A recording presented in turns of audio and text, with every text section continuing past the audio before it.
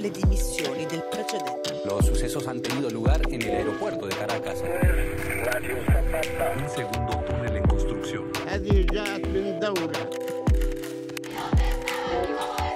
If you come illegally.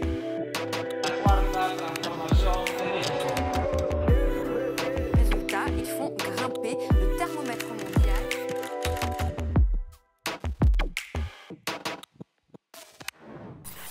Siéntanse muy bienvenidos al programa de Mextranjeros. Iniciamos este programa en un periodo difícil de pandemia mundial. Estamos grabando con un equipo reducido, con menos cámaras de las que estaban planeadas en un inicio. Tenemos incluso entre nosotros un invitado menos, pues acaba de regresar de Europa y no había cumplido todavía con la cuarentena necesaria.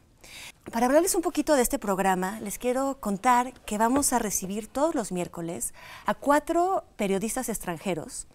Ellos son corresponsales para medios internacionales, los más grandes, los más importantes, que nos puedan contar de sus países, que puedan también comentar con nosotros las noticias de México y las noticias internacionales. Creemos que estas personas que son extranjeros finalmente, pues tienen un pie aquí en México y un pie fuera, nos van a permitir ver de manera diferente las cosas que nos suceden a diario, las cosas que nos impactan. Como el tema que nos reúne hoy es mundial, es un problema que se debe resolver quizás entre todos los países, decidimos dedicarle un programa entero al coronavirus. Entonces, vamos a poder escuchar a lo largo de este programa qué dificultades han surgido en los otros países del mundo, cómo ha reaccionado la sociedad civil y los gobiernos, cuáles son las lecciones aprendidas, qué podemos aprender y tratar de ver qué es lo que está pasando y va a pasar en México, nuestro país. Antes de iniciar esta charla, los invito a que veamos qué ha pasado en la prensa mundial en una cápsula y volvemos inmediatamente después. Esta semana, las portadas del mundo entero estuvieron dedicadas al coronavirus. El espectacular aumento de casos tanto en Estados Unidos, América Latina como en Europa impactó los titulares de todos los países, reflejando muy claramente una toma de conciencia internacional de la gravedad de la situación. El anuncio diario de estadísticas siempre exponenciales del número de muertos provoca temor y angustia. En varios países, el personal sanitario está rebasado por la emergencia y a veces lucha por su propia salud.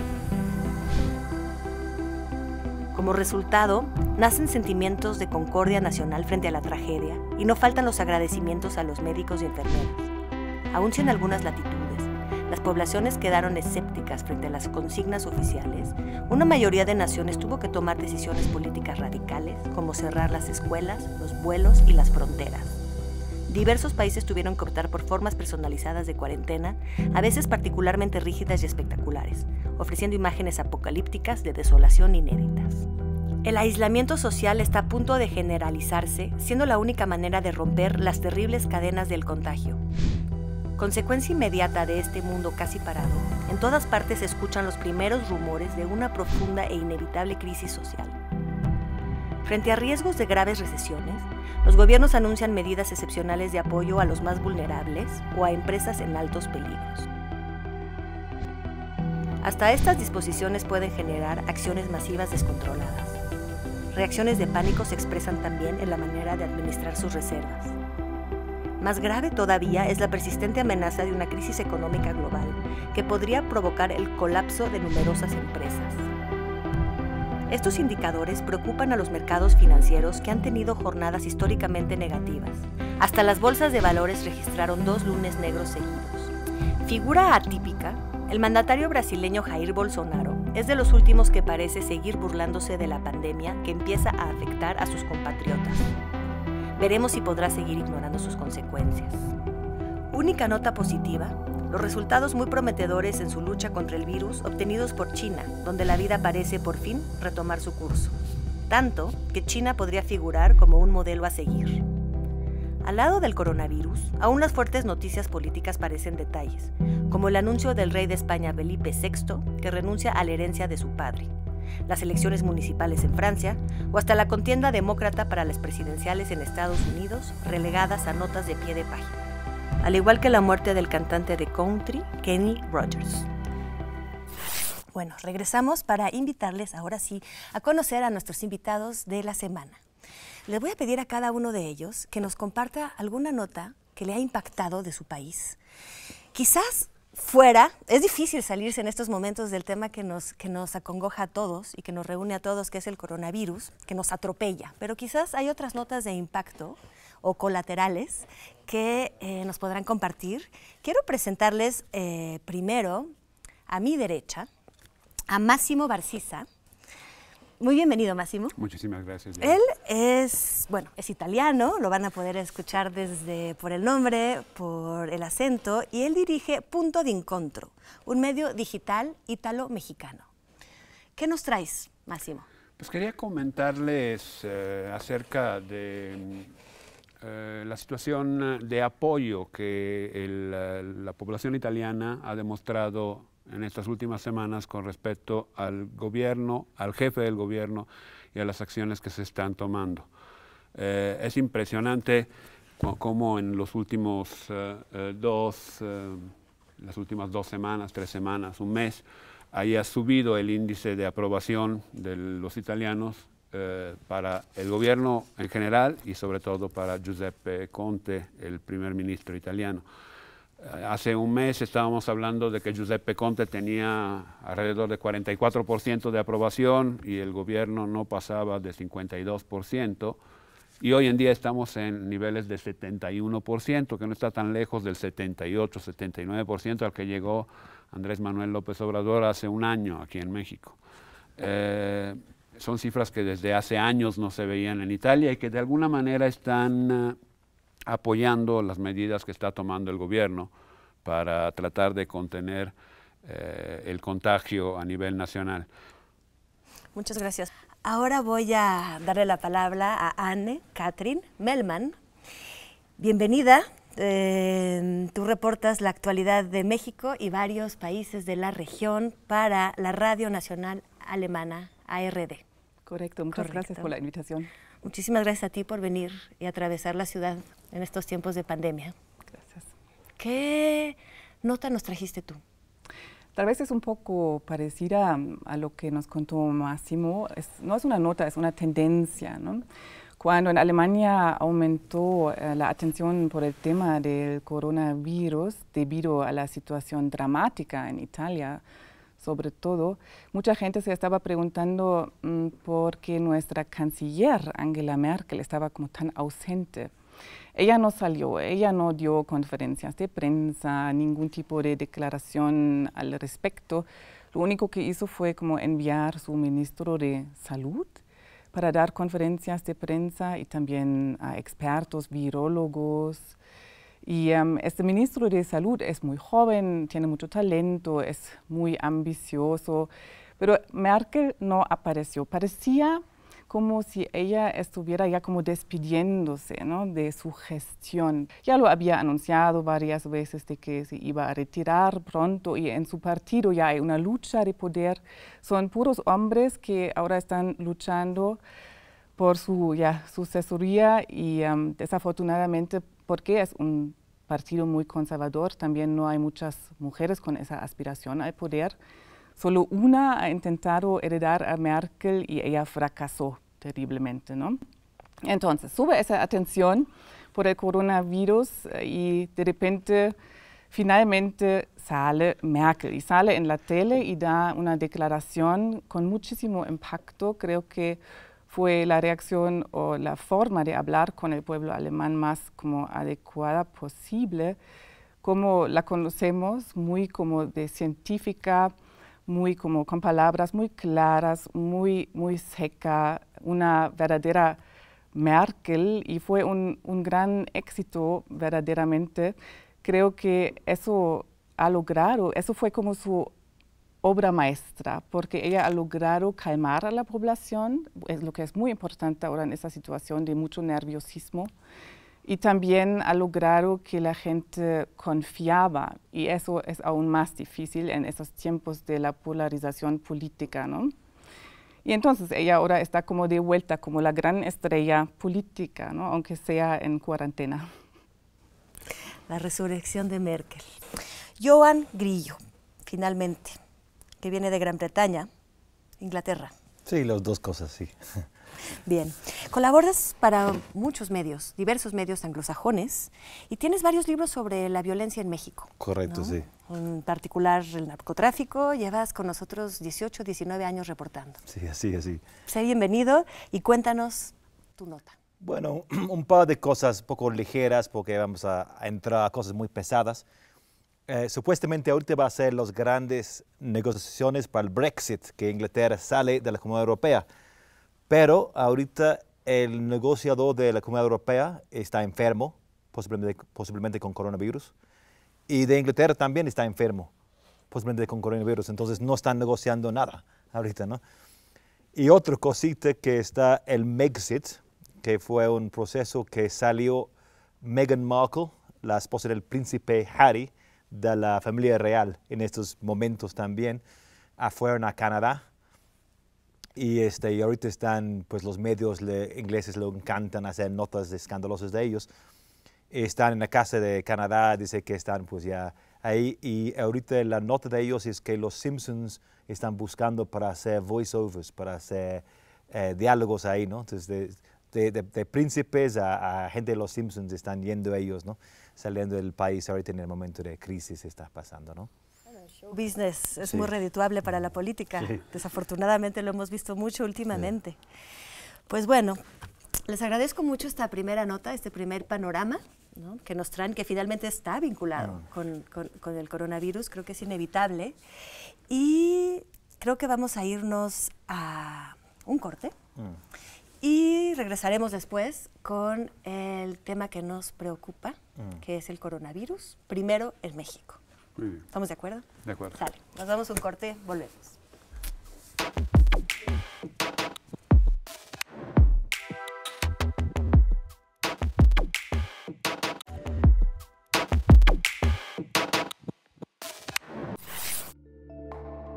Hasta la fecha, a diferencia de otras naciones, en México el impacto por el virus que afectó a más de 160 países ha sido menor.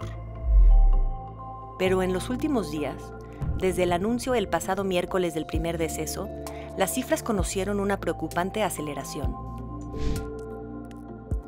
Es imposible pronosticar a esta altura si México seguirá bastante protegido o si, a la manera de los países europeos que en un primer tiempo minimizaron los efectos, va a tener que confrontarse con una ola difícilmente controlable. De hecho, esta semana Europa se ha vuelto el epicentro de la pandemia. Italia y España son las naciones que más casos y muertes registran, Italia superando a China. España, en plena aceleración, acumula ya más de 2.500 muertes, siguiendo con una semana de retraso la terrible curva de Italia. Resulta muy alarmante la rapidez con la que este virus se dispersó por el viejo continente. En varios países europeos, los sistemas de salud están colapsando por culpa de sus gobiernos al no adoptar las medidas de prevención a tiempo. México ha mostrado una preocupación moderada respecto a la pandemia. Solo se han suspendido clases en todos los niveles de educación pública y privada y se han restringido los vuelos a Europa. Apenas domingo, México entró en su Jornada Nacional de Sana Distancia. Pero muchas capas de la sociedad civil y profesional habían ya empezado un aislamiento social de manera voluntaria y preventiva. Y frente a un posible aumento del brote en los próximos días, el presidente de México afirma estar preparado para contener la epidemia con el plan DN3 del Ejército en apoyo al sector salud. Bien, estamos de vuelta y este programa lo estamos grabando un martes 24 de marzo. Hoy en la mañana se declaró ya que estamos pasando a fase 2. Esta fase viene organizada, quizás estamos en ventaja, no lo sabemos aún, en relación a otros países, porque esto ya sucedió en China, esto está teniendo su pico en Europa, o por lo menos lo que creemos hasta ahora que es el pico, y ahora está llegando a México, ¿no? Según las predicciones, digamos, o más o menos, está habiendo casos de aumento. ¿Creen que ya estamos en una crisis sanitaria o cerca de una crisis sanitaria en México? Son los pronósticos, ¿no? Porque es la tendencia de crecer tan rápidamente, ¿no? Sí hay una ventaja de tiempo, y como en la Ciudad de México cerraron los bares, en Inglaterra apenas cerraron los pubs, los bares ahí la semana pasada, ¿no? Y estaban llenos con la gente ahí que fueron para su último trago, ¿no? Pero también este virus está muy peligroso. La cuestión también no solamente es cuánto van a morir, pero es el colapso del sistema de salud, que pasa en el norte de Italia con un sistema muy bueno, pero rápidamente está colapsado por la cantidad de enfermos que pasan. Entonces sí en México hay que considerar emergencia sanitaria, pero también al otro lado una presión súper fuerte económica. Y hay que pensar esto, hay que ver este equilibrio, cómo puede reaccionar, como hay tanta gente que tiene razón el subsecretario de Salud en este aspecto, que hay millones de mexicanos que viven día por día, que no tienen para comer el día siguiente, que van el día para buscar dinero. Entonces hay que pensar que están haciendo en Italia es muy difícil hacer en México. Yo quisiera agregar que la crisis del sistema sanitario o la crisis sanitaria no se limita a México, es una realmente, como de alguna manera comentabas, una crisis mundial. El sistema de salud a nivel mundial no está preparado para un brote que tenga los efectos estadísticos que están previstos. En algunos países ya lo hemos experimentado, en Italia lo estamos viviendo, lamentablemente. Faltan hospitales, faltan camas, faltan médicos. México no es excepción. En una estadística que salió de la OSD a finales del año pasado, México salió en antepenúltimo lugar en temas de estructura sanitaria y preparación para poder atender casos graves. Italia está en la parte baja de la tabla. En primer lugar está Japón, pero tanto Italia como México estructuralmente ya estaban con problemas a nivel de los países industrializados grandes y ahorita lo estamos viviendo. He visto que en los últimos días se está tratando de actuar en México para aumentar la cantidad de personas que puedan atender a los enfermos, y eso es muy bueno, pero también hace falta camas, y eso es bueno tomarlo en consideración, porque por muchos médicos que tenga, si no voy a tener dónde recostar a los enfermos, ese es un problema. Y la otra parte es estar preparados a nivel de terapia intensiva. Va a haber casos graves que van a necesitar ser entubados, y si no hay manera de hacerlo, esas personas van a tener muchísimos riesgos de perder la vida. Y además, como daño colateral, puede suceder que personas que se enfermen de otras cosas no tengan a dónde acudir porque pues los hospitales van a estar muy llenos en ese momento. Entonces va a haber muertos que no se mueran de coronavirus, pero que se mueran de otra cosa y no puedan ser atendidos. Este es un problema de estructura que entiendo perfectamente por qué los países no lo habían desarrollado. No es por una negligencia de parte de los países. No. Cualquier país que tome una decisión económica sensata no va a tener un sistema de salud ocioso durante todo el tiempo esperando que suceda una epidemia. Pero esto lamentablemente es lo que va a suceder. Esto no significa que vaya a ser una catástrofe. Se va a arreglar, pero vamos a pasar por estos momentos. Y espero que se mitigue de alguna manera por otros motivos aquí en México también, pero es una posibilidad real. Hablas tú de un lado se minimiza un poco, de este lado, bueno, hay que aprender, ¿no?, de un colapso de un país quizás más fuerte sanitariamente. Creo que estoy de acuerdo con lo que dijo Máximo. El mundo ya ahora está viendo los efectos de los recortes de los años pasados y ningún sistema de salud está verdaderamente preparado al 100%, ¿no? Y estoy un poco preocupada cuando veo México. Creo que aquí ya hay una crisis sanitaria desde hace mucho tiempo en el sector público. La gente nos cuenta que cuando ellos se van al médico no hay medicinas para cualquier tipo de enfermedad, reciben un paracetamol y eso es todo, ¿no? No hay suficientes médicos, los salarios no son suficientes. Creo que la gran pregunta aquí es si el país puede como prepararse bien para una verdadera emergencia sanitaria. No sabemos todavía, hay tanta incertidumbre, ¿no?, sobre este virus y cómo se comporta en qué país. No todos los países son iguales, pero es muy probable que aquí vamos a ver situaciones parecidos. Y yo no sé si el tiempo todavía alcanza. Yo creo que se puede, yo creo que ¿qué ha pasado en Europa, en Estados Unidos, en China, en todos lados? Cuando crezca el virus, se pone un gobierno en una posición muy difícil en qué hacer, ¿no? ¿Qué haces de repente cuando tienes 10.000 enfermos y 1.000 personas en el hospital y cientos muriendo? Vas a cerrar completamente la sociedad. Y eso es muy difícil hacer. Y si lo haces, hay que pensar en cómo mover comida a la gente. Hay que pensar en estructuras de mover despensa, de, no sé, a gente que pierde económicamente tan fuertemente. Y el riesgo aquí son cosas, por ejemplo, como saqueos, que ya incluso en el Estado de México hay grupos de delincuentes que lo hacen, ¿no? Pero si la gente no tiene de comer, esto podría poner otros problemas muy fuertes. Entonces, rápidamente la situación puede cambiar y tiene que ser el gobierno muy a pie con esto, a los cambios, y no sé realmente a qué va a poder hacer en esta cuestión de cierre en México. Claro, decíamos en un inicio, al lanzar este diálogo, que teníamos una ventaja temporal, pero esa ventaja temporal se ve terriblemente contrarrestada por una ventaja estructural. Lo menciona muy bien Anne, teníamos una crisis sanitaria probablemente anterior al coronavirus y lo que tú señalas también, tenemos una economía que no se compara de ninguna manera a la de China o a la de los países de Europa. Y sin embargo, seguramente hay cosas que podemos aprender, qué aciertos podríamos recoger Y el mundo, o qué errores podríamos evitar.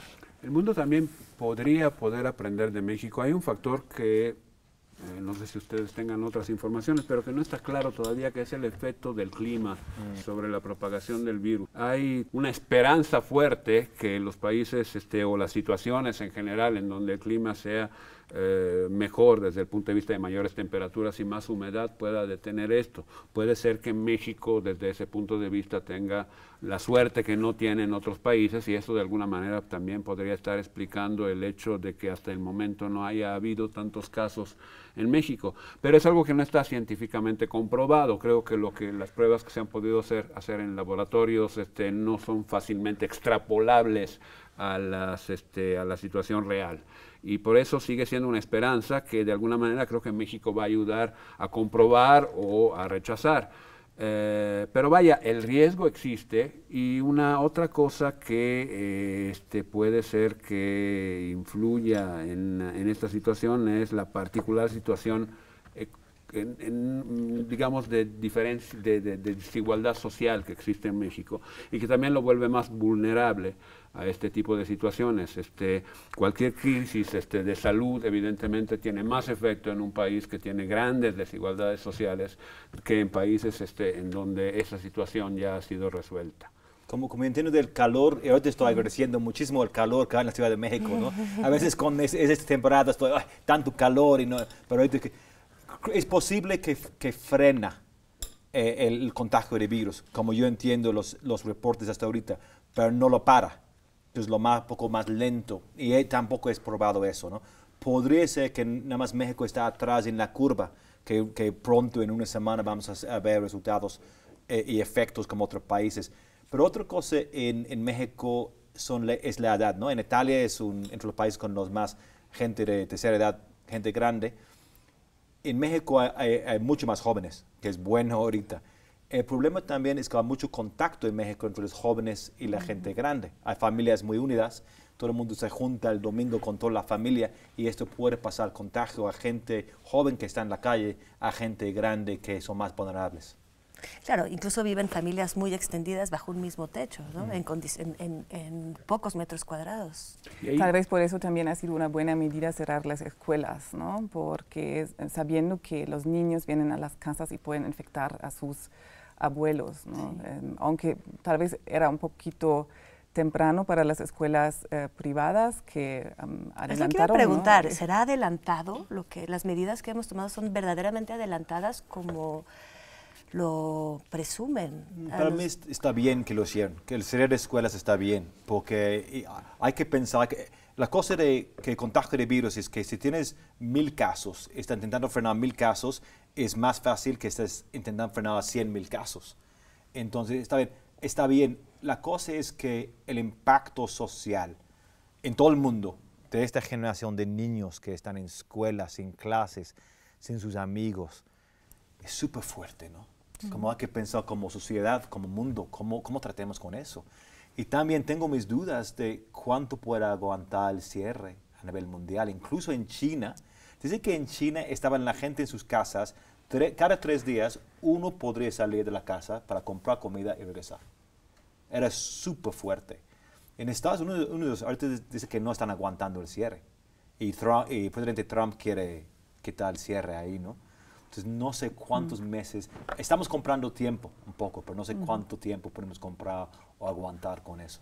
Debemos repensar también nuestra manera de relacionarnos, de vivir nuestro modelo de sociedad y que es un buen momento para pensar. Sí. Y eso requiere cierto sentido común, ¿no? Yo no me refería en adelantar con la cierre de las escuelas a todas las escuelas. Estoy de acuerdo que a partir del lunes pasado las escuelas públicas están cerradas, pero muchas escuelas privadas cocinaron su propia sopa, digamos. Ellos cerraron una semana antes porque hay mucha desconfianza en lo que dice el gobierno, en lo que dicen los expertos vinculados al gobierno, y por eso me preocupa ver que aquí en México a veces la gente, cada quien hace su cosa y toma sus propias decisiones, que en muchos casos son muy buenas, pero creo que esto necesita decisiones comunes de todos, ¿no? Y sobre todo confianza en el gobierno, que, bueno, creo que esto es un gran problema en este momento.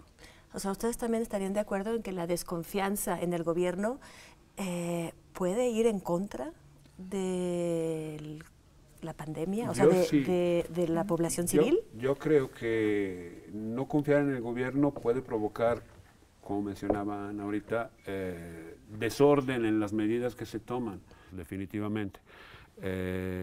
Debe ser clara la postura del gobierno en el sentido de decir qué se debe hacer, hacia dónde vamos, cuáles son los pasos siguientes y qué se espera que logremos. Obviamente sin dar ninguna certidumbre sobre los resultados, pero creo que es importante una dirección para que la gente pueda seguir un camino claro. Ahora, cuando empezamos este programa mencionaste que la población se está alineando con el gobierno, que el gobierno cuenta con mucho apoyo. Sin embargo, se dice mucho que en Italia hubo un inicio de desorden, justamente de no acatamiento. Y precisamente con la experiencia italiana de esos días, fueron días afortunadamente, pero fueron días de total y absoluto desorden, en donde cada región italiana, de las 20 que hay, tomaba sus propias decisiones, hasta que se publicó el primer decreto a nivel nacional de qué es lo que se tenía que hacer, y se tenía que hacer en todo el país. Las primeras reacciones fueron locales, las demás regiones empezaron a tomar decisiones propias, y eso complicaba terriblemente las cosas, porque hay movimientos constantes de personas, de cosas, de mercancías entre una región y otra, y no puedes tener reglas diferentes. Claro que por supuesto debe de haber, ya tomando la experiencia italiana en ese sentido, trataron de dejar cierta libertad. En la pelea entre el concepto de democracia y la autoridad que debe de intervenir en una situación como esta, es muy complicada desde el punto de vista intelectual, desde el punto de vista de los gobiernos. El poner un soldado enfrente de cada puerta para que la gente no salga, como lo hizo China, puede parecer un exceso de autoritarismo, pero por el otro lado puede ser reconocido por las personas como una manera de protegerlas. En México, bueno, hay que pensar en dos cosas, contrastes en México. Uno es como la cuestión del crimen, ¿no? Y claro que hay un sistema de justicia disfuncional, el crimen no hay orden, la gente no sigue, los bandas de delincuentes hacen que quieran. Y es algo muy preocupante en este aspecto. Pero otra cosa en contraste es, por ejemplo, las reacciones a los desastres. La reacción de los ciudadanos en 2017, el temblor, que la gente va a la calle, que lo sacan las piedras, que lo apoyan con comida.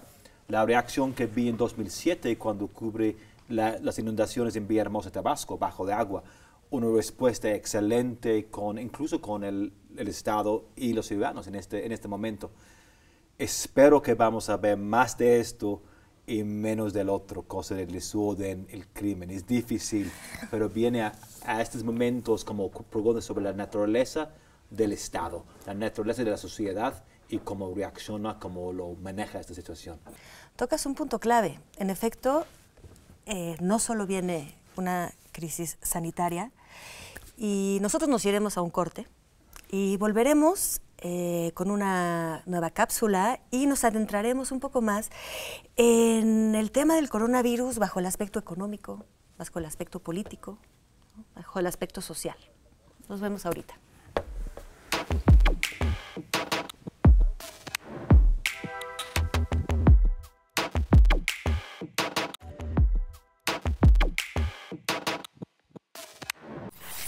En 2019, la economía de México se estancó y el PIB cerró en una baja de 0.1% por primera vez en negativo desde 2009. Pese a ello, la inflación se mantuvo en la meta del 3% y la moneda mexicana sostuvo una estabilidad notoria. El golpe entre Rusia y Arabia Saudita por la demanda de crudo generó un desplome en los precios del petróleo, afectando a economías emergentes como la mexicana. El barril mexicano se cotizaba en $24, pero para poder competir en el mercado energético, devaluó su precio a cerca de los $18.8, muy lejos de los 49 que calculó el gobierno en el presupuesto para este año. La crisis sanitaria del coronavirus ha agitado los mercados financieros. En México se visualizaron en la bolsa, llevando a los índices principales de la Bolsa Mexicana de Valores y la Bolsa Institucional de Valores a caer más de 7% y teniendo pérdidas de más del 3%. A ello se le suma el desplome del peso mexicano ante los tipos de cambio. El dólar superó niveles históricos, cotizándose por arriba de los 24 pesos, como parte de la ola global de pérdidas por la incertidumbre sobre el virus y la falta de confianza de los inversionistas en México. Ante esta situación, el presidente de México y el secretario de Hacienda diseñaron una estrategia para hacer frente a la crisis económica financiera con 2 puntos clave. 1. Que a diferencia de las crisis anteriores, no se le pida al pueblo que se apriete el cinturón, sino que sea el gobierno el que haga eso. Y 2. Que se mantengan los programas de bienestar y que no se aumenten impuestos. Se buscará no endeudar al país y no aumentar el precio de los combustibles. El mandatario adelantó que una de las primeras medidas que tomará su gobierno para blindar al pueblo será adelantar 4 meses de pensión a los adultos mayores. Pues el panorama no se anuncia forzosamente festivo. ¿Cómo ven ustedes esta crisis económica por venir? Fuerte. Hay una diferencia fundamental que en este caso juega a favor de este momento. La crisis del 2008 fue estructural a nivel mundial. Se vulneró una parte básica del sistema mundial, de cómo funciona el mundo, que fue el sistema financiero, algunas de las instituciones más fuertes del sistema financiero. Entonces, esa crisis dejó el mundo sin algunas piezas que eran necesarias para que funcionara. La crisis de hoy es una crisis de demanda, en donde la capacidad productiva del mundo no cambia, pero la gente no va a consumir durante cierto periodo de tiempo. Lo que esperamos es que ese periodo sea lo más corto posible. Cuando eso termine, el mundo va a estar listo para regresar más rápidamente a la situación en la que estábamos antes. Entonces, 2 efectos. Puede ser una crisis mucho más profunda que la del 2008, pero por mucho. En México en particular y en algunos países europeos está pronosticando para el segundo trimestre del año una caída del entre 10 y 15% del Producto Interno Bruto. Enorme. Nos decíamos que una caída del 1%, como había sido el año pasado, era negativa. Imagínense 15% a nivel no nada más de México, sino de otros países. Y es fácil de entender. Vaya, si un país deja de consumir, evidentemente en ese momento el crecimiento es prácticamente cero. ¿Cómo le haces para calcular todo el año? Multiplicas 0 y lo ponderas por el resto del tiempo, ¿no? Eso evidentemente baja fuerte ese periodo. El efecto sobre el año puede ser inferior si esto dura poco. Pero creo que es una situación a la que no nos habíamos enfrentado, pero que también no es tan dramática porque no tenemos problemas estructurales, sino nada más momentáneos. Pero ya México ya no estaba bien económicamente, ¿no? Vimos aquí un estancamiento económico, ya no había crecimiento.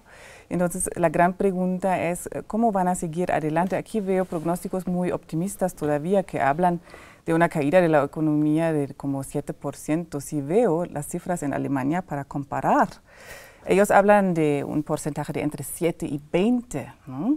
Y ellos ya sacaron la gran bazooka, como lo llama nuestro ministro de Finanzas. Ellos van a gastar unos 122 mil millones de euros para apoyar a todos los negocios, pero amplio, no solamente a negocios pequeños como lo tiene planeado el presidente de México aquí, sino que eso es dinero para todos, ¿no?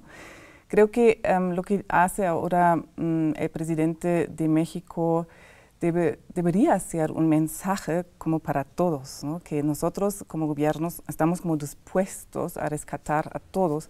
Él habla de que aquí no habrá rescates neoliberales y se refiere a las empresas grandes. Pero ¿qué va a pasar en caso de que quiebras grandes, de grandes empresas como aerolíneas, por ejemplo, en el sector turístico? La gente que es la clientela de este presidente también va a sufrir muchísimo. Creo que ahorita los gobiernos rápidamente están tirando completamente las reglas fiscales que tienen años usando, porque es momento de crisis completo. Hay que comparar la cuestión en la Segunda Guerra Mundial, que hay que decir, hay que imprimir billete. Incluso gobiernos derechistas están haciendo eso. En Inglaterra, un gobierno de la derecha está diciendo, vamos a dar 80% del salario a los desempleados por la crisis. Entonces, en México hay que pensar esto. El presidente ha tenido la política de ser austero, republicano, como dice, que es bueno, que reducir gastos y eso. Pero y sería difícil, hay que poner de reversa esto de una forma, ¿no? Hay que pensar, hay que inyectar dinero a la economía.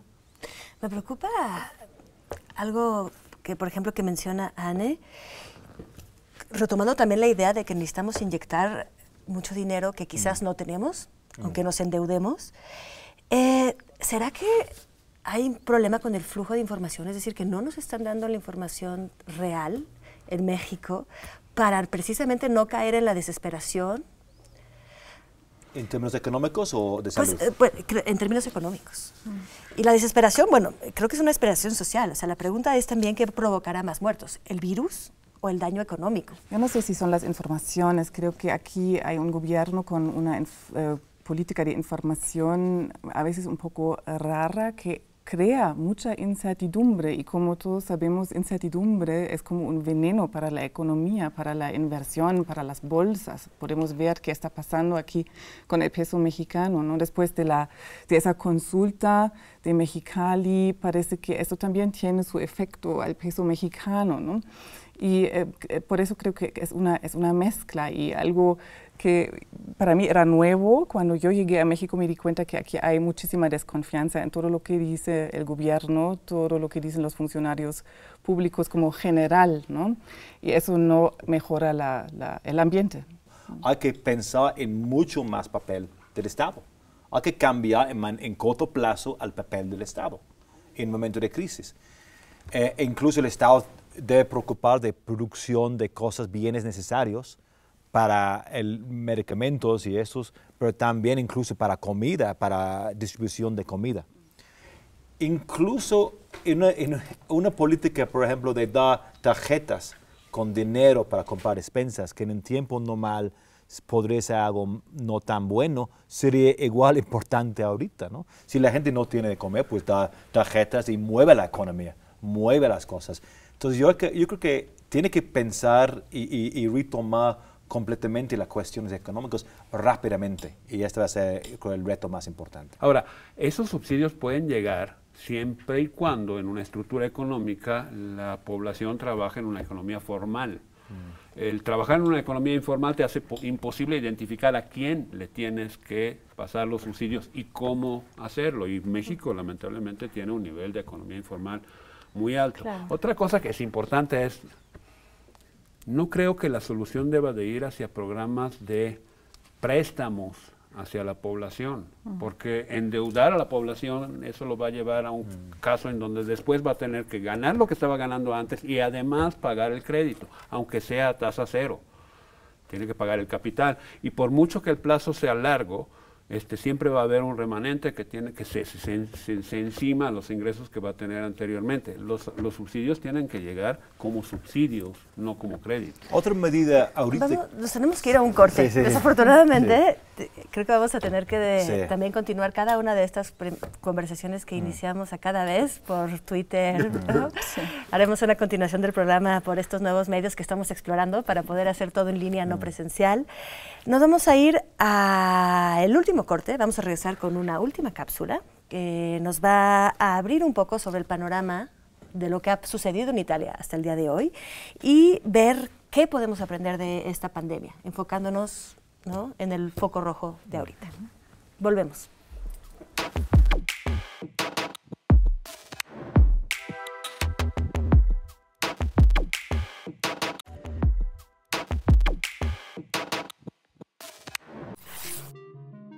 Hasta ahora Italia es el país más afectado por el COVID-19. Se dice que todo inició con el regreso de China de un italiano que nunca contrajo la enfermedad, pero que aún así contaminó a un amigo suyo el pasado 21 de enero. Al no vincular de inmediato los síntomas con el coronavirus, este se propagó a Milán, Turín y las regiones de Lombardía y Veneto, de las más ricas del país. Los primeros casos fueron detectados solo un mes después. El número de víctimas creció muy rápidamente, ganando otras regiones del país y obligando al gobierno a poner en cuarentena varias ciudades antes de cerrar sus fronteras e imponer, el 12 de marzo, el cierre de todas las empresas y tiendas que no proporcionaran servicios esenciales para la población.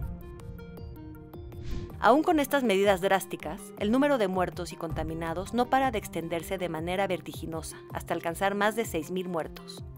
El personal sanitario frente a una marea de pacientes se ve condenado a sacrificar a los mayores y a los más frágiles que mueren aislados y a veces son incinerados por el ejército sin la presencia de sus familiares.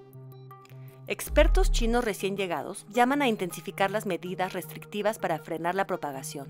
Piensan que, gracias al confinamiento, Italia podría estar viviendo, en estos días, el pico de la pandemia. Bien, nos vamos a ese país con forma de botita, allá en el Mediterráneo, que ahorita está captando la atención de todo el mundo por el terrible brote del coronavirus que ha cobrado ya más de 6.000 vidas.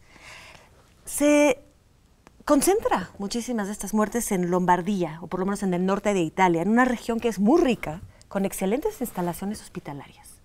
¿Cómo tal tragedia fue posible en un lugar así? Se habla de que hubo un retraso en la reacción inicial después de los primeros contagios. Evidentemente las historias sobre lo que pasó al principio nunca las vamos a conocer bien porque es un país al fin y al cabo con muchos millones de habitantes. La reacción, la tardanza en reaccionar se ubica entre una semana y un mes, dependiendo de las fuentes. Y después de que eso sucedió, conocimos y supimos que es un virus que también se transmite cuando alguien es total y absolutamente asintomático, cosa que no se sabía anteriormente y que no había sucedido con otros coronavirus del pasado. Evidentemente lo que está sucediendo en Italia ya después de que se analizó desde el punto de vista médico, la situación es increíble, las cantidades de publicaciones médicas que se están saliendo ahorita a nivel mundial sobre este virus, que no existían hasta hace 2 meses, ahorita son prácticamente 300, y entonces estamos aprendiendo más cada día de lo que está pasando, y ya se explica un poco lo que está sucediendo. Esta enorme explosión de casos, de alguna manera hoy es explicable desde el punto de vista estadístico. Hubo una primera proyección del gobierno que no se cumplió, pero si se mantiene una tendencia que se está observando en Italia, no está tan lejos de las proyecciones corregidas que se hicieron inmediatamente después. Lo que se está esperando es que empiece a bajar el crecimiento de casos, de nuevos casos y de muertos, y poco a poco se estabilice la curva, como sucedió. O sea, Italia no está desprotegido, digamos que el momento del error ya pasó. Sí, por supuesto, y las medidas que se tomaron después de la confusión inicial que describí o traté de describir hace rato, también se corrigieron con 4 decretos gubernamentales que están entrando, que ya entraron en efecto hacia la población, hacia los movimientos de la población, hacia el comercio y el último hacia la industria. O sea, ya estamos parando actividades productivas en Italia. Es el decreto que más controversia ha provocado, evidentemente, porque esto pega directamente a la crisis económica, pero repito, no a la estructura. Y eso sí es importante, creo que este bloque se llama Aprender del caso de Italia. Creo que es importante mantener y si se puede expandir la estructura productiva en México. No hay que vulnerar a las empresas de ninguna manera y si resultan vulneradas hay que apoyarlas porque en última instancia, sobre todo en un país con una desigualdad, repito, tan grande como la que existe en México, muchas veces esas empresas son la fuente de ingresos de la parte más vulnerable de la población. Entonces, al atacar a las empresas, no estamos atacando a los dueños de las empresas, pero estamos atacando a los trabajadores de las empresas en última instancia. Entonces, es importante mantener esa base, importante protegerla, y si tienen problemas, sí debe haber también ayudas para las empresas en ese sentido, aun cuando se pueda llegar a pedirles que dejen de producir para proteger a la población. Lo veo este reportaje de un compañero de televisión de Inglaterra que hizo dentro de un hospital en Italia, mostrando cómo estuvo, ¿no? Y qué situación de horror, ¿no? Como cuando tiene tan cantidad de gente que están ahí. Y los doctores diciendo que no tiene el oxígeno para ellos. Entonces hay que elegir con quién es el oxígeno. El señor de 80 años, el señor de 65 años. Cómo favorezca, pero este señor tiene otras enfermedades. Eligiendo quién va a vivir y quién va a morir, ¿no? Doctores haciendo esta decisión en estos momentos, ¿no? Tan feo. Y esto es este momento cuando llega la crisis, es cuando se asusta el gobierno, se asusta la sociedad, y tiene que reaccionar. Como en Inglaterra ha sido muy diferente la actitud del principio. Hubo una idea del gobierno, del primer ministro Boris Johnson y su consejero, de dejar a la gente contagiar, pensando que el colectivo va a agarrar inmunidad y va a ser resistente después. Pero cuando empieza a ser muchos contagiados, cuando llega a ser miles en los hospitales, no puede aguantar una política así. Tiene que pensar, es una crisis, ¿cómo podemos hacer cuando está llegando al hospital, cuando hay tantas personas que no pueden respirar? Tenemos que cierre toda la población que han hecho. Esas imágenes que mencionaste de Italia asustaron muchísimo a los alemanes porque Alemania y Italia son vecinos, ¿no? Y siempre ha habido mucha conexión. Los alemanes aman Italia, viajan a Italia, pasan sus vacaciones en Italia y de repente sus vecinos queridos están sufriendo tanto, ¿no? Sin embargo, en mi país el debate sobre un toque de queda, como lo estamos viendo en Italia, son muy fuertes y muy prolongadas. Hasta ahora no tenemos un toque de queda, ¿no? Lo que me sorprende un poco. En algunos estados sí, porque estamos viviendo en un sistema federal, hay cierta autonomía para los estados y ahora tenemos la regla de que la gente ya no puede reunirse afuera en público, no pueden aparecer más que 2 personas, ¿no? Si hay una tercera persona ya viene la policía y hay una multa, ¿no? Porque es un delito. También hay que ver cuánto los europeos siguen estos mandos y para cuánto tiempo. Como ya estaba hablando con mi hermana ayer y mi sobrino de 16 años o de 14 años, que los chavos no están siguiendo, están acostumbrados a tener libertad, están en la calle junto con sus amigos, ahí patinando y todo eso. No sé cómo está en Italia, es bastante más estricto, no sé si los chavos están todos obedeciendo eso, pero no sé cuánto tiempo puede mantener una población cerrado en casa, ¿no? Es algo así. Nunca hemos vivido eso. Desde que empezaron las medidas restrictivas a los movimientos de la población, hace el 9 y luego el 11 de marzo, ha habido 2 millones de controles en Italia. O sea, los policías te preguntan en la calle a dónde vas. Tienes que traer además una autocertificación que dice quién eres, por qué saliste, firmada, y se la tienes que entregar al policía que también la firma y tienen el derecho de averiguar si es cierto lo que dijiste después. Y de esos casos aproximadamente entre el 5 y el 7% han sido denunciados por el Estado porque eran mentiras lo que estaban diciendo, porque eran claramente motivos inventados o que no resultaban ser válidos. Entonces, vaya, repito, la teoría dice que una de las primeras tareas de cualquier gobierno del mundo es proteger a su población. Entonces, en este caso, los gobiernos a veces toman medidas, como lo hizo el gobierno chino, que claro que a lo mejor utiliza este tipo de medidas también para otras cosas, pero en este caso protegió a su población. El gobierno de Corea del Sur hizo un poco lo mismo. Y si es necesario prohibir las salidas, es necesario hacerlo porque se tiene que tratar de evitar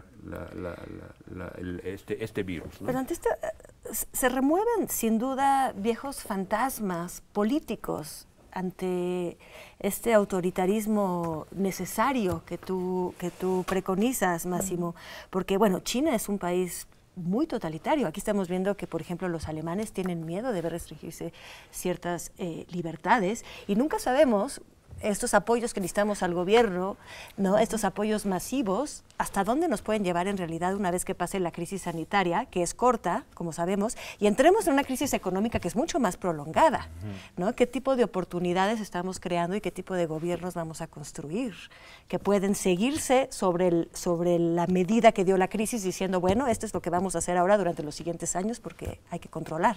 Es un muy buen punto, ¿no? Hay que pensar esas medidas, ¿no? Pero también, ¿cuánto tiempo se puede quedar cerrado? Si en Italia ya tiene 2 semanas cerrado, 15 días, imagínate, todo el año puede cerrar. Dicen que la vacuna podría ser hasta la mitad del año que viene. La vacuna, ¿no? ¿Cuánto tiempo para mantener la economía colapsada? Creo que el punto es no como presionar este botón de pausa y después seguir adelante, es solo ganar tiempo con esas medidas, ¿no? Porque sabemos que el virus no va a desaparecer. Si las escuelas aquí en México abren nuevamente, vamos a tener una propagación del virus muy fuerte, ¿no? Eso creo que está bastante claro. Algo muy interesante en México es que la gente se queda en casa, ya no sale a los restaurantes, ni a los bares y ni a los antros, aunque todavía no hay como órdenes, ¿no? En Alemania era como al revés, tenían que cerrar todos estos lugares para que la gente se quedara en casa. Aquí los mexicanos se protegen, ellos mismos se cuidan, ¿no? Creo que desafortunadamente nos tenemos que ir a seguir pensando cada quien en nuestras casas y comunicarnos nuestros pensamientos, ¿no? A través de las vías electrónicas. Se han tocado muchos puntos esenciales, estas confrontaciones generacionales, ¿no? Todo lo que pone en cuestión la crisis cuando hablamos de a quién vamos a sacrificar, de los que necesitan un respirador, ¿no? ¿Qué tipo de espejo nos pone a todos como sociedad? Nos queda mucho por aprender de todos los países. Muchísimas gracias, Joan. Muchísimas gracias, Anne, Máximo. Muchísimas gracias. Y bueno, pues esperamos retornar la próxima semana con Extranjeros, con este esfuerzo extraordinario que está haciendo TV UNAM en guardar lo esencial, que es informar y analizar toda esta información. Muchísimas gracias. Gracias.